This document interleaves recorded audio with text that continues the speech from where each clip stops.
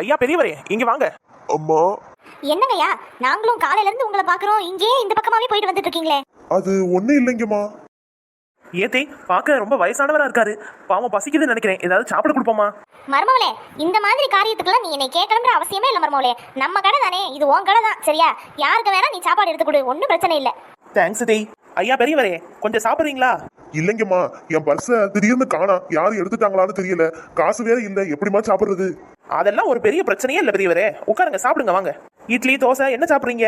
எது இருக்கோ அதுல கொஞ்சம் போல கொடுமா. இந்தாங்கய்யா தோசை, சாப்பிடுங்க இத. ரொம்ப நன்றிமா. இந்தாங்கய்யா, பர்ஸையே தொலைச்சிட்டீங்களே, எப்படி ஊருக்கு போவீங்க? இதுல கொஞ்சம் போல பணம் இருக்கு, இதை வச்சுக்கோங்க உங்க செலவுக்கு. என்னைய தப்பா நினைச்சுக்காதீங்கம்மா, வேண்டாம்னு சொல்லவும் என்னால முடியல. இந்த வயசான காலத்துல எப்படி நான் ஊருக்கு போவேன்? கண்டிப்பா எனக்கு உங்க உதவி தேவைப்படுதுமா.